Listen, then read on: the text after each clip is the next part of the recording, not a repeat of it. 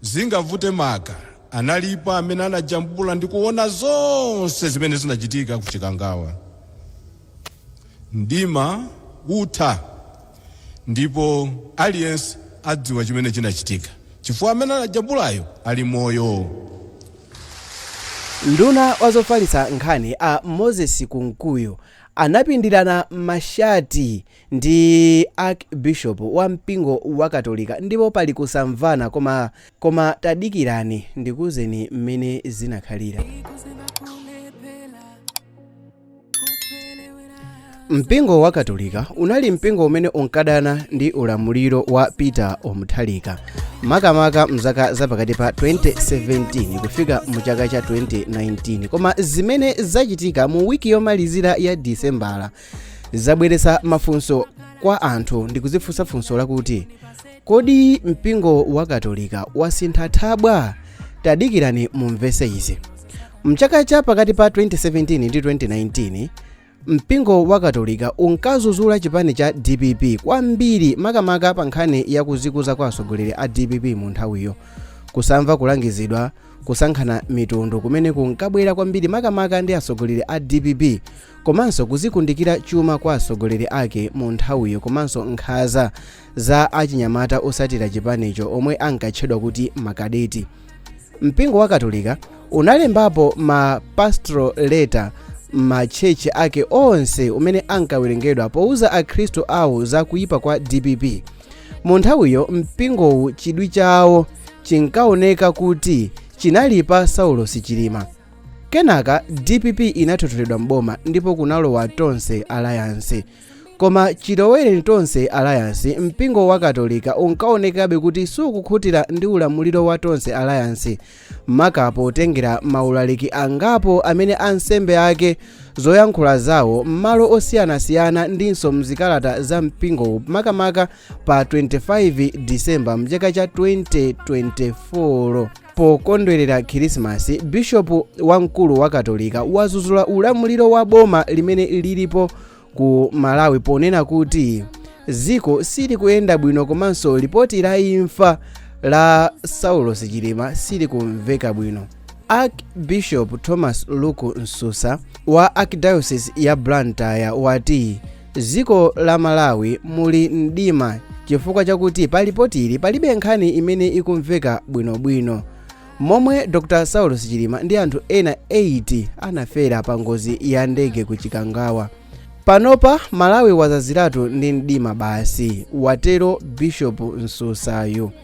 Bishop uyo wapitiriza ponena kuti ripoti ndinso boma akulephera kufotokoza bwinobwino momwe anthu anafera pa ngozi ya ndege, ndipo Malawi ikulandirabe ziduswa za nkhaniyi zomwe ndizosagwirizana ayi, anatero mkuluyo ali pa gome ndithu. Bishop uyu wanena izi pamwambo wa nsembe ya misa ku Limbe Cathedral ku Blantyre pokondwerera Christmas. Koma mafunso amene anthu ochuluka akuzifunsa ndi akuti kodi mpingo wa Katolika wasinthanso thabwa panopa popeza unali pasogolo kusapota kusintha?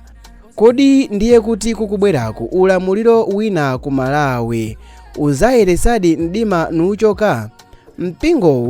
Mipingo sikupuma nayo ikung'alula, anthu osiyanasiyana azisogoleri osiyanasiyana, anthu ambiri m'makona onse folo a dziko la Malawi.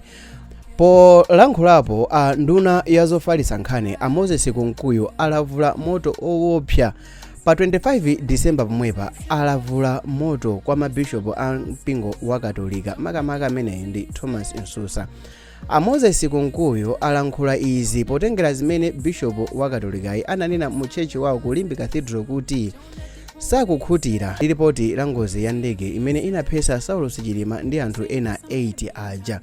Ndipo pobweza moto pa mawuwa a Moses Kunkuyo ati ndi odabwa ndi zimene Archbishop Thomas Nsusa wa mpingo wa Katolika anena kuti sakukhutira pa malipoti ofufuza za ngozi ya ndege imene inaphetsa Dr. Saulos Chilima ndi anthu ena 80. Akunkuyo anena kuti ndi zodabwisa kuti kuona atsogoleri a mipingo akuyankhula moteromo. Munthu wamkulu amene ndi Kunkuyo akuti mu komiti yomwe a president Chakwera anakhazikitsa yofufuza za ngozi ya ndegeyo munalinso atsogoleri a zipembedzo ndi mipingo yosiyanasiyana kuphatikizapo a mpingo wa Katolika analinso momwemo, ndipo munali wansembe amene anali mu komitiyo, ndipo a Moses Kunkuyu ndi odabwa ndi zomwe Archbishop Thomas Nsusa anena kuti iwowa ndi osakhutira ndi ripoti limene latuluka. Akunkuyu akuti kusakhutira kwa Nsusa ndi kosamveka. Nduna yati kusakhutira ndi zotsatira za ripoti monga ya Commission of Inquiry inachita mokhazikitsidwa ndi mtsogoleri wa dziko la Malawi a Lazarus Chakwera zili ngati kusakhulupirira atsogoleri a mulungu anzawo pachifukwa chakuti mu komitiyo munalinso atsogoleri a mulungu monga azibusa, ansembe, mashehe komanso anthu ena. A Moses Kunkuyu anapitirirabe kuyankhula kuti Bishop Thomas Nsusa ali ndi ufulu oyankhula maganizo awo ngati nzika ya dziko la Malawi, ndipo atha kulankhula mmene angathere. Zafikapa Malawi wafikapo beba pamene mipingo ndi zipani za ndale ayamba kupindirana mashati, ndipo anthu amene ndi nzika za dziko la Malawi ali kakasi kuti kodi pamenepa akwere ndani. Akwere awa amene akulamulawa kapena amvere awa amene amawasonkhanitsa ku chechi nthawi ndi nthawi. Kwachema ndipo kwavuta. Maganizo anu mukutipo bwanji mutamvera recording limene talisewera mu video iyi ya Thomas Nsusa komanso kuphatikiza mutamva zimene wayankhapo Kunkuyu? Maganizo anu mukutipo bwanji? Ndi zinthu ziti zimene inuyo mungakhulupirire? Mukukhulupirira ripoti la ndege imene inagwa ija kapenanso mwina mwake mulinso ndi mafunso angapo osiyanasiyana? Langa dzina ndi Sam Mavita, ndipo iyi ndi Sam Mavita YouTube channel. Timapanga maprogramu osiyanasiyana amene akuchitika ku Malawi, koma tilinso ndi channel china ichi dzina lake ndi Kulinji TV. Ndipemphe kuti kumeneko mukachite subscribe chifukwa kumakhala nkhani zimene zikungochitika kumene ku dziko la Malawi. Channel ichi chimaoneka wow, tikaonane kumeneko. Until next time, do it.